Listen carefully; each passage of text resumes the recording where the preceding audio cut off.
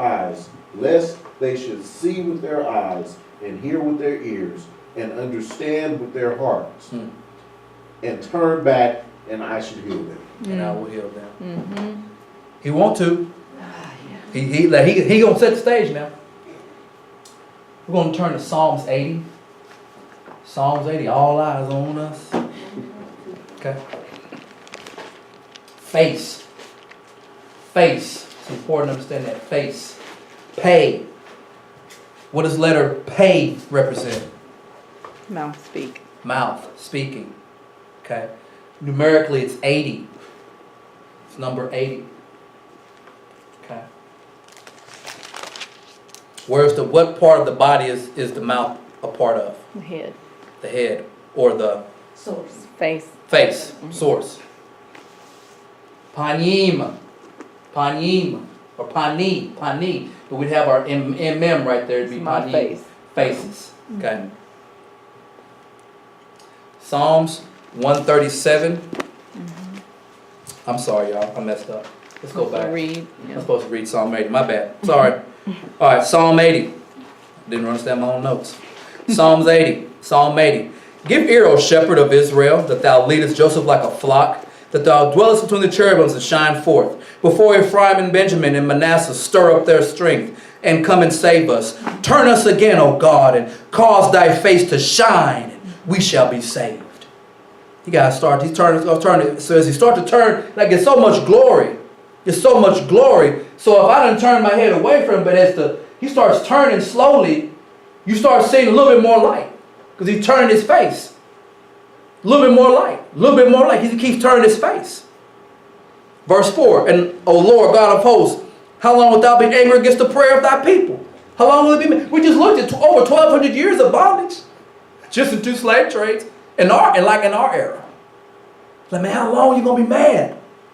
Thou feedest them with the bread of tears, and givest them tears to drink in great measure. I got some books where it talked about when the ships rolled up on the coast of America, and the screams and the cries and the shouts were so powerful that the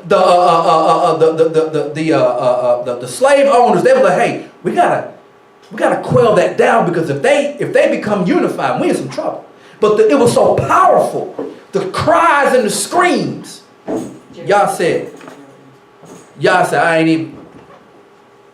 even listening right now.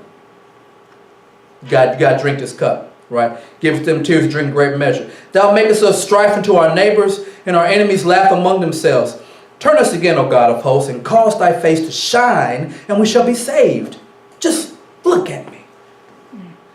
You ever had that other person you like, or you want to, and you looking at them, and you just want, I got guts today. I'm going to make eye contact with her today. If she just look at me. But sometimes, that person will look, you get shy, you turn your face. Right? You looking at somebody, and then they start looking, and you turn your head. I won't look at you. You still looking at me? Right? I mean, so this is a love story. It's a love story. Y'all made it to where nobody else will want you.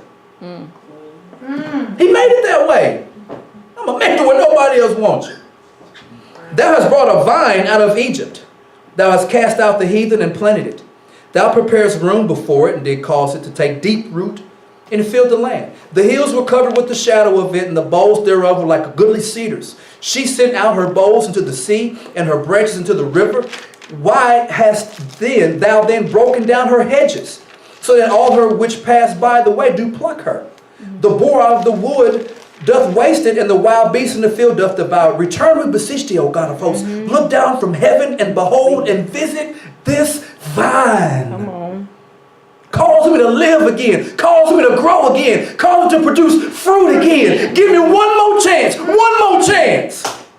Dig it up. In the vineyard which thy right hand hath planted, Come on. and the branch that thou madest strong for thyself. All right. It is burned with fire. It is cut down. They perish at the rebuke of thy countenance. Let thy hand be upon the man of thy right hand, and the son of man whom thou madest strong for thyself. So will not we go back from thee. Quicken us. Make me to live again. Quicken me. Quicken me. Why? Why should I quicken you? And we will call upon thy Solomon say again? Mm-hmm. Yes, it did. If a people will do what? If my Turn and people, call which are and- called by my name.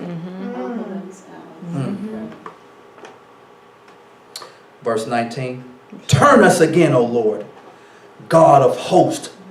Cause thy face to shine. We shall be saved. Amen. But right now, the group ain't like that. It's individuals, it's small pockets, but he talking about everybody being like that. If everybody gonna go into captivity, and if everybody gotta get on them slave ships, and everybody gotta say that, remember I showed y'all the curse? One of the places where you gotta drink the wine and drink the poison and say the curse and do the certain. If everybody gotta do that, in that same way, you gotta come in and scoop them up. You gotta come in and scoop them up. Have mercy. He a bad man when he come back now. He a bad man. So I've got the clicker now, sorry. So pay, mouth, face, pani or panim for faces. Amen. Psalms 137, wind it up.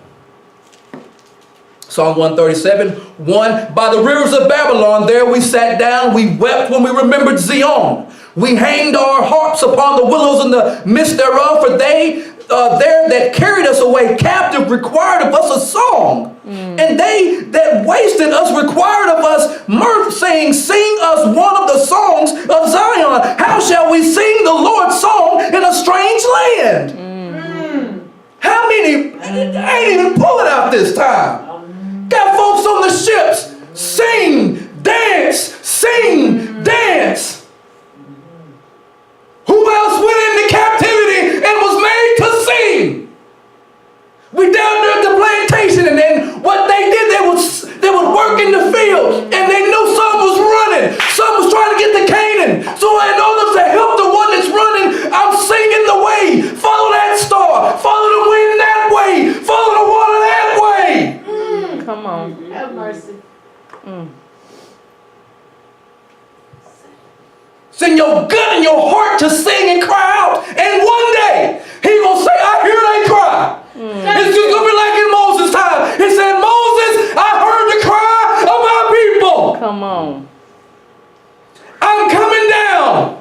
And we're gonna get them out. Yes. But the people gotta be ready.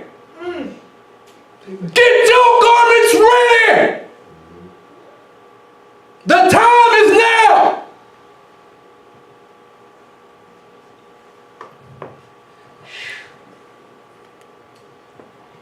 Zephaniah, 3rd chapter.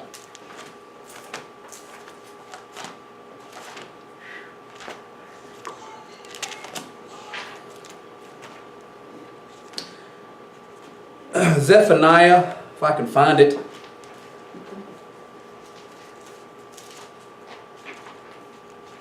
After Zechariah. Cool. Right in front of that. Yeah, looking right there. It's hard to find. It sure is. I'm just, as a young, but I'm crunk right now. I'm crunk. Zephaniah 3, we're going to read this chunk of this chapter. Woe to her that is filthy and polluted to the oppressing city. She obeyed not the voice, she received not correction, she trusted not in the Lord, she drew not near to her God. Her princes with her are roaring lions, her judges are evening wolves, they gnaw not the bones till the morrow. Her prophets are light and treacherous persons, her priests have polluted the sanctuary, they have done violence to the law. The just Lord is in the midst thereof. He will not do iniquity. Every morning doth he bring his judgment to light. He faileth not, but the unjust knoweth no shame. I have cut off the nations, their towers are desolate. I made their streets waste, that none pass by. Their cities are destroyed, so that there is no man, that there is none inhabitant. I said, surely thou wilt fear me, thou wilt receive instruction, so their dwelling should not be cut off. Howsoever I punished them, but they rose early and corrupted all their doings. Therefore wait ye upon me, saith the Lord, until the day that I rise up to the prey. For my determination is to gather the nations, that I may assemble the kingdoms, to pour upon them mine indignation, even all my fierce anger, for all the earth shall be devoured with the fire of my jealousy. For then will I turn So think about Psalms 80 and the pleas and the cries to turn pages. If you just look at me. If you look at me, I won't turn away this time. If you just look at me. For then will I turn to the people a pure language, that they may all call upon the name of the Lord to serve him with one consent. Well, where are you going to go there, sir? To find these people from beyond the rivers of Ethiopia, my suppliants, which means worshipers, even the daughter of my dispersed, shall bring my offering. In that day shalt thou not be ashamed for all thy doings. I wonder if that's the same day that we begin to consider. We begin to call out. We begin to cry and we stretch our arms up, and this time we mean it. I ain't got no other choice but you. My back against the wall. I ain't even on my back. I'm on the ground. I ain't even against the wall. I'm on the ground now. I ain't got no choice but to turn to you. I ain't got no choice but to say, what is it that I have done to where God is so mad at me? And then I consider love.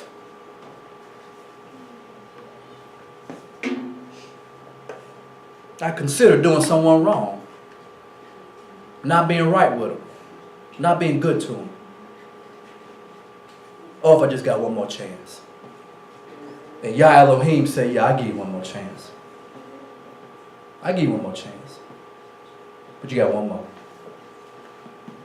For all thy doings wherein thou hast transgressed against me, for then will I take away out of the midst of them that rejoice in thy pride, and thou shalt no more be haughty because of my holy mountain. So all those who ain't right, he gonna take care of them. That are amongst the midst of Israel, and those that anybody that believe, he gonna take people out that don't belong. I will also leave in the midst of thee an afflicted and poor people, and they shall trust in the name of the Lord. The remnant of Israel shall not do iniquity nor speak lies, neither do a deceitful tongue be found in their mouth, for they shall feed and lie down, and none shall make them afraid. I read too far. But anyway, but we get that as we looked at on our maps and different things, the rivers of Ethiopia, and how numerous historians talked about this Sudan region was really from Somalia all the way over to Senegambia, right? And I have other books where they talk about the mighty Hebrew king over all this area and going down to the Congo. So when Yah's talking about going beyond the rivers of Ethiopia, right? How many know that the Nile is two rivers? It's two rivers. The Blue Nile and the White Nile. It's two rivers, two heads. They form into one. So in Genesis 1 or 2, when he's talking about this garden in Eden, there are 4 rivers. So is one of them the Nile or 2 of them? Well, that would mean if there's 2 of them, I ain't gonna say that. But we looked at how people thought in the 1800s, the 1700s, the 1600s, what they thought about you, and your lack of nothing you've done to anything worth anything. So with that being said, the Mystery of Black History series, part 1 through 4, Yah will make a way out of no way. I know this stuff has been long, and it's been a lot of information, and you probably forgot more than you remember. But it's on, it's saved, it's there for you. And like I said, we do want to talk about our heritage and where we are in the Bible. We don't want to oversell it. We just want to tell the truth. You're supposed to tell the truth, speak truth on all things. And there are other Israelites out there. The trans-Saharan slave trade leads to the Silk Road, which goes all the way the other way. But I'm sure y'all got them doing a good work on that. And I believe it. And I praise y'all for what he's doing. So we're going to close on a small video. Brother Basil, I really enjoyed our relationship and times we get to talk. And he says crazy stuff. That's not crazy. He was just like, I love learning from you. I ain't learning from me. You the teacher. But anyway, so we'll check out this video. He did a small little video, and then we'll close on that. And, thank you guys for your attention and your time. It should work. The sound has to come out. Leave it on. No. Never mind.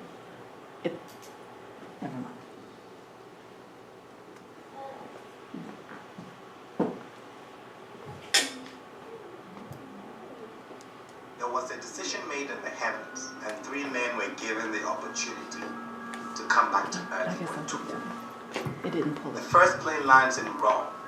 A well-dressed man comes out, Julius Caesar, and Caesar of Rome. How is the Roman Empire doing? He asks the attendant. Well, there hasn't been a Roman Empire in 1500 years. Credit to Constantine. Rome is a city now. A city? Where? In Italy. Take me to my gladiators. For $7, I can show you the remnants. Take me to the Colosseum. For $6, I'll show you the excavations, says the attendant. I want to see the steps of the Senate, where I uttered my last words, et tu, Brute, when I was stabbed. There is no Senate. There is no steps of the Senate. Take me to my gymnasium. For $9.50, I will show you the remnants. Are people still frightened from the word Rome? Not really. So what are we famous for? Pasta and pizza. Take me to Venice. We don't worship Venice anymore. We have the Vatican. What is the Vatican? Catholicism. Never heard of the Pope. Everything has changed, says Julius Caesar. Get me out of here. The second plane lands in Athens, Greece, and an old man comes out, Socrates. An entourage meets him and he requests of them to take him to the Acropolis. They said for $8, we can take you to the remnants of the Acropolis. Take me to Zeus. We don't worship Zeus anymore, they tell me. We have the Greek Orthodox Church. How is Greek philosophy doing? Tell me, are people studying Aristotle, Plato? It's good. A few professors, but they respond. It's obsolete. So what do you talk about in the cafes? Facebook, Instagram, Snapchat. What about the Greek Empire? Well, they are barely a country and we wonder if their economy will ever survive. You mean when people hear Greece, they don't tremble? No. Why don't you speak the language of ancient Greeks anymore? He asked them. Get me out of this place. This is not my Athens, say Socrates. The last plane lands in Ben Gurion Airport in Tel Aviv. An old, dark-skinned man comes out, Moshe Rabbeinu, Moses our teacher. He asks the flight attendant, where are the descendants of the people whom I took out of Egypt and brought them to the borders of this land? Because they did not keep the Torah you gave them, the land vomited them out, like you warned in Leviticus 18:28. Take me where they migrated to. He gets back into the airplane and lands at the Kotoka International Airport in Ghana, and he's met by the Ga and Ewe chiefs. The Wulolo, decked in all white with no shoes on, steps out with 2 bottles of alcohol and begins pouring libation. You still do this, the wine offering? Of course. You have preserved the instructions I gave you about the priests? Yes, we have. He's taken to Kamashi and he witnesses the Passover, the red clay on the doorpost. People come into their paternal homes. He comes into the compound of the woman and notices a small building and he inquires, what is it? The Batra, the house of prophecy, where the priest goes in to hear from a Tanai, Bleche, Shiche, Bobo, Nami. He goes next door and finds a baby laying on the floor naked, with family members sitting around, and it looks very familiar to him. Is this what I think it is? He asks. An 8-day circumcision? Yes, sir. Tears fill his eyes. He turns to his guide and asks, what about the ancient tongue I wrote in? Has that also been preserved as Isaiah spoke about? Let's find out, says the attendant. He brings him to the Fushida shrine of the Eves, and there the ancient symbols and tongue, Efebe. Then he gets to witness the reenactment of the Exodus by the Eves, which is performed here. When we were flying in, I saw on the coast some pretty huge structures. What were they? I want to go see them. So he's brought to the huge structures and he reads a plaque on the wall. In everlasting memory to the anguish of our ancestors, may those who died rest in peace. May those who return find their root. May humanity never again perpetuate such injustice against humanity. We the living vow to uphold this. Can you explain this? These were the holding cells for our Hebrew relatives who have been scattered to the four corners of the world. We will find them in the Americas, the Caribbean, Europe, Asia, explains that term. You see, the Egyptians, Babylonians, the Persians, their robes filled the planet with sound and splendor, then faded and passed away. The Greeks and the Romans followed and made a vast noise, and they are gone. Other people have sprung up and held their torches high for a time, but it burnt out and they sit in twilight, or have vanished. The Hebrews saw them all, beat them all, and is now what we are always, exhibiting no decadence, no infirmities of age, no weakening of his parts, no slowing of his energies, no dulling of his alert and aggressive mind. All other forces passed, but we still remain. We are the ancient Eves, the ancient Hebrews. Tra, Omanye Abba.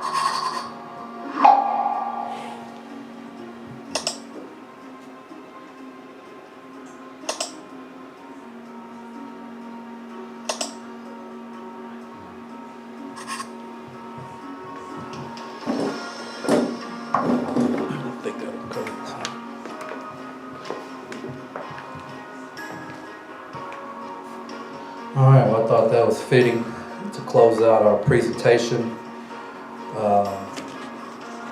Rabbi Basil giving a description of West Africa and the things that Hebraically have not died, that are still evident today. And we have an obligation to, I'm not saying go jump in a plane and go fly to Ghana, but which wouldn't be bad, but we do have an obligation to turn back with all our heart, with all our mind, with all our strength, and to separate from the West. To separate from the West. Yeah. And y'all do it if we want to do it. Right? He'll give us the strength, but we have to separate and become more set apart.